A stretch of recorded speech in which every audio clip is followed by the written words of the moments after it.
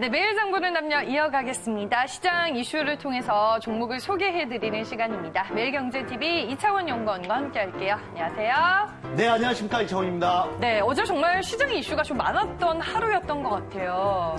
보통 네. 시장에는 주도 테마주들이 뭐 하나 정도 있는데 요즘에는 주도 테마주들이 남북경협 그리고 지금 또 오늘 볼 바로 자율주행과 수소전기차 그리고 아프리카 돼지열병까지 그냥 우리가 눈으로 볼 수 있는 대테마만 3개가 있습니다. 그래서 오히려 수급이 조금 분산되는 경향이 있어요. 우리가 한두 달 전만 보더라도 시장의 그 중심 테마는 애국 테마주였죠. 반일 테마. 그러나 이제 늘 테마주들은 유행과 같아서 이런 테마의 유행이 끝나면 새로운 테마로 넘어가게 되는데 지금 애국 테마가 끝나고 나서 새롭게 나오는 테마들이 무려 3개나 있다 보니 지금 어떤 종목들이 좀 시원하게 물론 수급은 들어옵니다.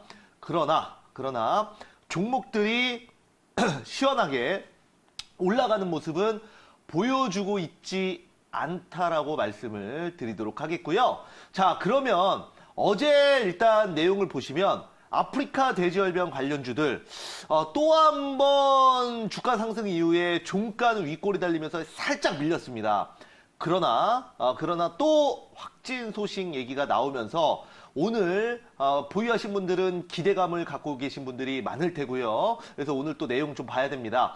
자, 그리고 남북경협주 잠깐 말씀을 드리면 어제도 또 한 번 말씀을 드렸었는데 남북경협주들 지금 11월에 아세안 정상회담 때 김정은 위원장이 방한을 한다라는 내용이 어제 나왔습니다. 속보로 나왔죠. 네, 어제 속보로 나왔는데 이 정도의 이슈면 어제 남북경협주들 굉장히 큰 상승을 한 번씩은 보여줬어야 됩니다. 그러나 우리가 기대하는 것만큼 경협주들이 올라가지가 않았죠. 이 내용은 뭐 정상회담 때 뭐 특별한 얘기가 없었다라고 하지만 이거는 이제 어떤 그 시세를 보고 결과론적인 얘기를 한 거고요. 제가 봤을 때는 이 정도 내용이면은 충분히 올라갈 만한 재료는 됐습니다. 그래서 어제 제가 시간에서 뭔가 이상하다. 왜 이렇게 장중에 많이 안 올랐지? 라고 해서 시간에서 한번 찾아보니까 종목들을 좀 돌려봤어요. 그런데 어제 경협주들은 시간에서 또 한 1%에서 2%의 또 강한 상승을 보이더라고요. 그래서 오늘 한번 추가적으로 올라올 수 있을지 한번 내용 봐야 될 것 같습니다. 자, 그리고 어제 기존의 아프리카 돼지열병과 남북경협주와 다르게 또 하나 이제 주목받았던 섹터가 있는데요. 바로 자율주행 이슈입니다. 자, 여기에 대해서 오늘 한번 또 얘기를 해보도록 하겠습니다. 네. 자, 주제 한번 보시죠. 자, 보시면 오늘 주제는 바로 미래산업, 자율주행과 수소차에 대해서 말씀을 드려보도록 하겠습니다. 네. 자, 현대차가 과거에 삼성동의 땅, 예전 이제 코엑스 앞에 있죠. 한전 부지를 매입을 하면서 그때부터 현대차의 주가에 암흑기가 시작이 됐습니다. 네. 지금으로부터 약 5년 전이라고 말씀을 드리겠는데요. 그리고 나서 뭐 외국인들이 여지없이 계속 주가를 매도를 하면서 뭐 계속 최저가를 갱신하는 모습을 보였습니다. 그리고 나서 어제 또 대규모 투자 발표가 있었는데 이번에는 굉장히 미래지향적인 내용이 나왔습니다. 자, 내용 보면서 추가로 더 말씀을 드려보도록 할게요. 자, 내용 보시면은 자, 현대차가 무려 2조 4천억 원의 투자를 발표를 했습니다.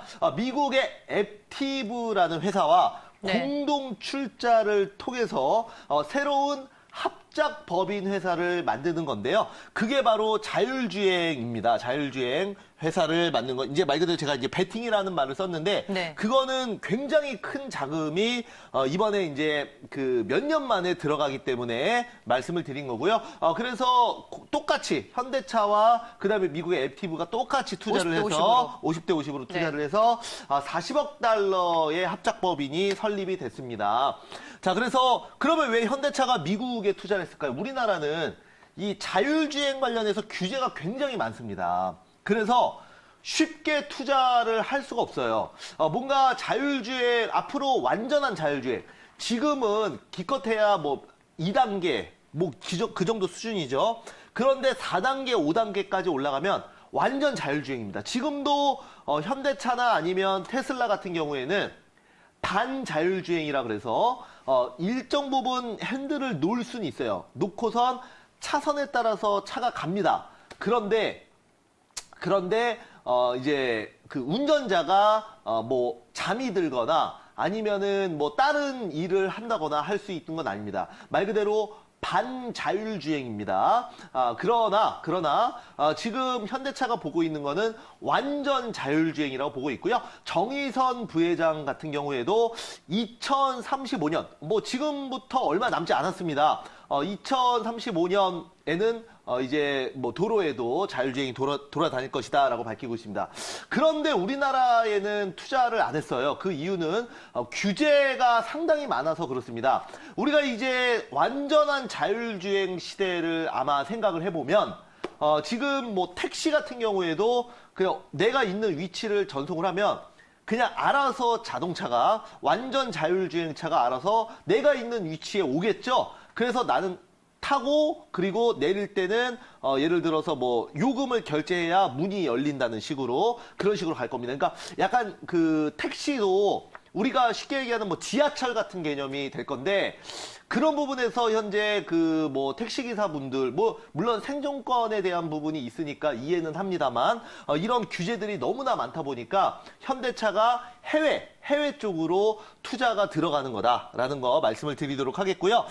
그런데 이제 우리가 또 하나 여기서 생각해야 될 게 있어요. 어제 코리아 FT랑 모바일 어플라이언스랑 이런 종목들이 그 다음에 그 대우부품 같은 종목들이 상한가를 갔단 말이에요. 자, 그러면 이건 이제 자율주행차라고 하면은 왜 그러면 수소차도 같이 봐야 되냐라고 보면은 어제 정의성 부회장께서 무슨 말씀을 하셨냐면 네.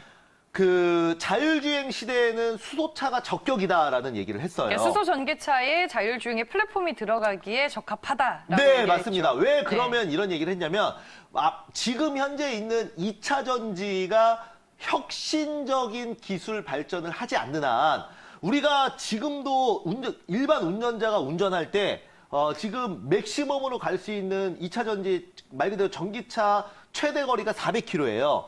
그러면 우리가 쉽게 얘기해서 서울에서 부산은커녕 저는 대구도 못 간다고 생각해요. 이거 뭐 불안해서 가겠습니까? 중간에 에어컨도 틀어야 되죠. 아니면 중간에 뭐 노래도 들어야 되죠. 그리고 뭐 휴게소도 들려야 되는데 제가 봤을 때는 그리고 겨울에는 뭐 히터도 틀어야 될 것 같고요. 네. 그러면 실제로 갈 수 있는 주행거리는 확실히 줄어듭니다. 그리고 겨울에는 또한 배터리 성능이 현저히 줄어들기 때문에 뭐 지금 그 나와 있는 전기차는 어떤 그 시티카라고 저는 사실 규정을 해요. 그래서 우리가 도시에서 타고 다닐 거 아니면 아직은 전기차가 뭐 지방이나 이런 데 멀리 갈 때는 너무나 그 부적합하다라고 생각을 하는데 수소차는 좀 얘기가 다르죠. 수소차는 우리가 지금 현재 기술로도 한 번 주행 시에 600에서 800km를 갈 수 있기 때문에 지금 뭐 내연기관이라고 할 수 있는 가솔린과 디젤 정도의 주행 거리가 나옵니다. 그런데 이제 그거는 이제 현재 상황이죠. 그런데 완전 자율주행으로 가면은 그 자동차의 전력 소비량이 지금보다 훨씬 더 심해진다는 거죠. 왜냐하면 사람이 할 일을 자동차가 다 해야 되는 거 아닙니까? 주위에 있는 그 주위 환경도 여러 가지 자동차의 외관에 달린 카메라 모듈을 이용해서 확인을 하고 나서 거기에 따라서 빠르게 정보 처리를 한다면, 이건 이제 비메모리 반도체겠지만 정보 처리를 한 이후에 거기에 따라서 자동차가 스스로 판단할 수 있는, 그러니까 말 그대로 뭐든지 알아서 하는 완전 자율주행이 된다면 그만큼 전력 소비량이 많아져요. 그러면 그 지금 현재 있는 그 전기차, 예를 들어서 사람이 운전해서 400km를 가는 전기차가 그 정도의 배터리 용량으로 완전 자율주행으로 가면은 훨씬 더 줄어들 수가 있다는 거죠. 그러면 뭐 한 주행거리가 완충했을 때 한 200km 간다 그러면 그거를 가지고 뭐 택시로 활용을 한다거나 이럴 수가 없는 거죠. 뭐 조금 그 승객 태우고 나면 바로 또 충전을 또 뭐 30분, 1시간씩 하다 보면 굉장히 효율이 떨어진다는 건데,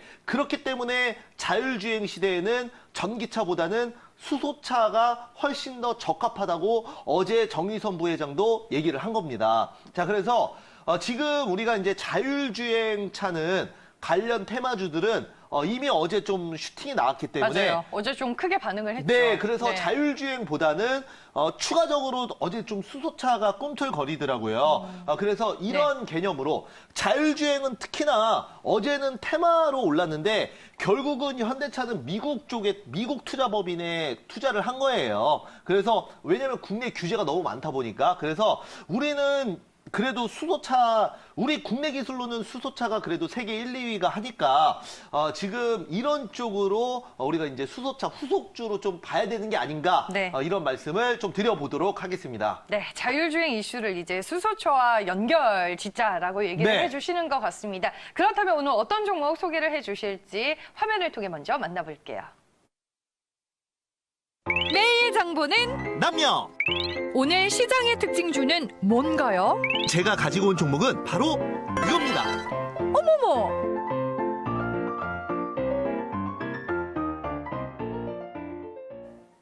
매일 장보는 남녀, 오늘 추천주가 아닌 이제 특징주 개념으로 소개해드린 종목은 풍국주정입니다. 대표적인 수소차 관련주죠. 아, 맞습니다. 네. 뭐 풍국주정 하면은 대표적인 수소차 관련주고요. 네. 주정 회사예요. 그래서 뭐 예를 들어 그 주류의 원료가 되는 그런 회사인데, 그러나 또 자회사 쪽에서 이제 수소 또 원료를 만들기 때문에 네. 우리가 대표적인 말 그대로 수소차 쪽으로는 대장주격으로 말씀을 드릴 수가 있겠는데요. 자, 그러면 풍국주정에 대한 차트 포인트 말씀을 드려보도록 하겠습니다.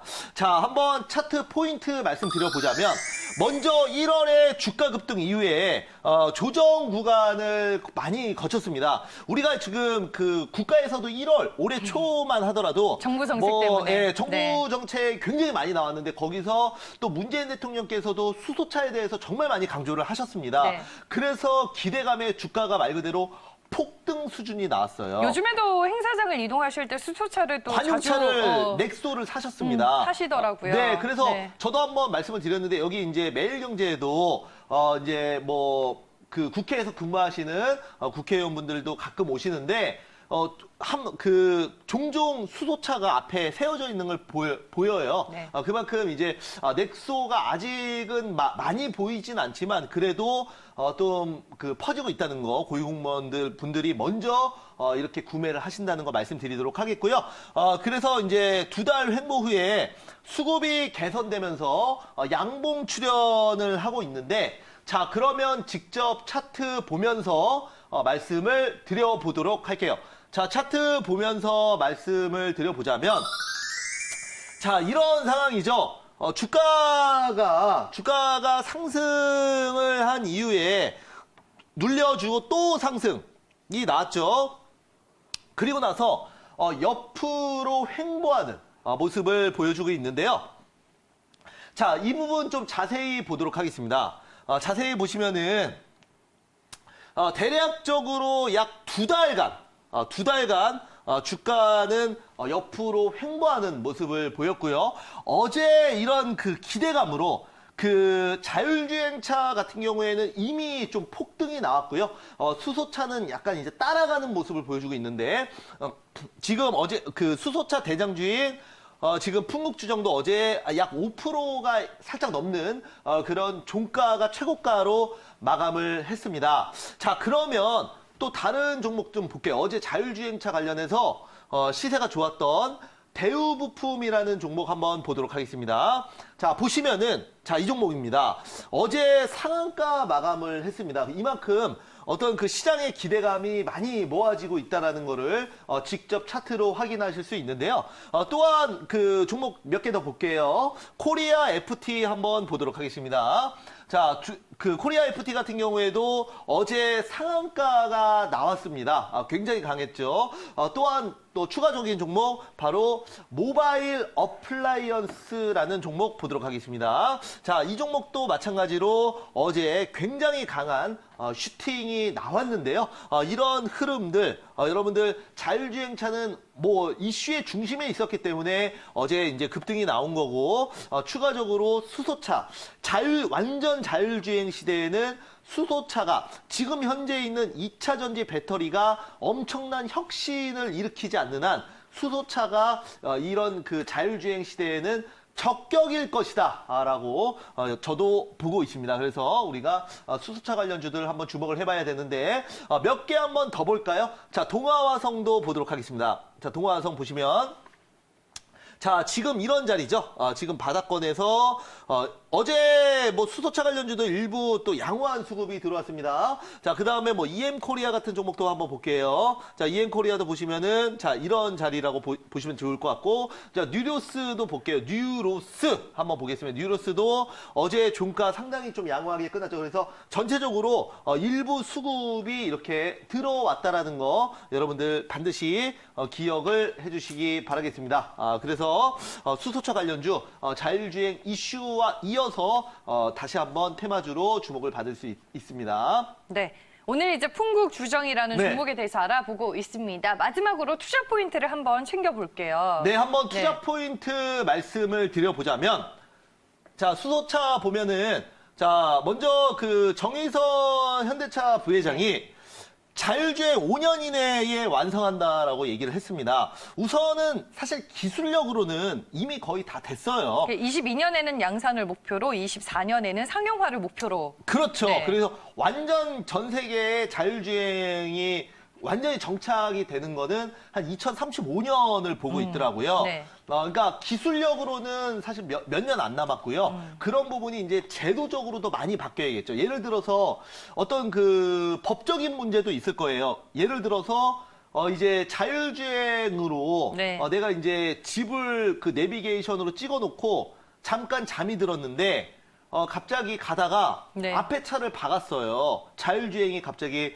그 조금 오류가 나서 그러면 내가 손해일까요? 그러니까 그 운전자 책임일까요? 아니면 그 자동차 제조사 책임일까요? 이런 부분. 네. 운전자도 얘기할 수 있는 거죠. 이거 완전 자율주행이라고 해서 나는 그 완전 자율주행 믿고 내비게 목적지만 찍어놓고 잠이 들었는데 기계가 오작동이 일어나서 사고가 났다. 이거는 자율주행, 완전 불안전한 차를 만든 제조사 책임이다. 이렇게 얘기할 수도 있는 거 아닙니까? 그렇게 된다면 굉장히 분쟁이 많이 일어날 거예요. 누구 책임이냐? 그래서 이런 부분에서도 어떤 제도적인 그런 부분도 좀 보완이 돼야 돼요. 제도가 기술을 못 따라가는 거를 아노미 현상이라고 하잖아요. 이런 부분이 자동차에서 굉장히 많이 일어날 수 있다라고 봅니다. 자, 그래서 자, 두 번째로 자, 좀 뭐 복습 내용인데요. 배터리 소모 특성상 수소차가 적격하다라는 거 말씀드리도록 하겠고, 또한 풍국주정 같은 경우에는 자회사 SDG라는 네. 이런 회사가 현재 초고순도 수소를 생산을 하고 있습니다. 자, 그렇기 때문에 수소 테마주 중에서 대장격으로 불리고 있고요. 한번 또 오늘 그리고 당분간 좀 시세 기대를 해보도록 하겠습니다. 수소가스를 이제 공급하고 있는 자회사인 걸로 알고 있는데 네. 앞으로 이제 차량용에도 공급을 하게 된다면 당연히 매출 증가로도 연결이 될 수가 있겠네요. 그렇죠. 네. 당연히 그렇게 보고 있고요. 앞으로 그 미래차 지금 그 독일 같은 경우에도 향후 5년 안에 네. 모든 생산 시설을 이제 내연기관에서 전기차와 그다음에 수소차, 물론 뭐 독일은 수소차는 아직 밀고 있지는 않지만 BMW가 최근에 또 수소차에 네, 힘을 쏟고 뛰어들었죠. 있더라고요. 맞습니다. 네. 그래서 수소차는 그동안 그 전기차에 비해서는 상당히 좀 작은 영역으로 했습니다. 그래서 우리나라와 일본 정도가 기술력을 많이 갖고 있었는데 이제 독일도 뛰어들고 있고요. 뭐 미국도 마찬가지고 앞으로 뭐 수소차도 굉장히 큰 그 기술 그 수소차가 뭐 고위험 위험하다라는 부분과 네. 그다음에 효율 자체가 좀 안 나온다는 부분도 많이 아직까지는 그 수소차 반대론자들이 얘기하는 부분입니다. 그러나 뭐 기술은 계속 발전하는 거 아닙니까? 그래서 지금 얘기하고 있는 모든 이런 것들은 다 현재 기준이기 때문에 또 미래일은 어떻게 될지 모릅니다. 그래서 수소차도 앞으로 뭐 공기 정화나 여러 가지 부분에서 전기차 이를 넘어서는 그런 그 산업이 될 수 있다라는 거 말씀드리겠습니다. 네, 알겠습니다. 오늘 자율주행 이슈와 관련해서 풍국 주정을 저희가 살펴봤습니다. 특징주 개념으로 이제 소개를 해드렸습니다. 추천주가 아니라 특징주 개념으로 오늘 풍국 주정 소개해드렸다라는 점 참고하시길 바라겠고요. 시장 상황에 따라 종목의 변동성이 커질 수 있다라는 점은 꼭 유념하시길 바라겠습니다. 매일 장보는 남녀 오늘 여기까지고요. 지금까지 이차원 연구원과 함께했습니다. 고맙습니다. 감사합니다.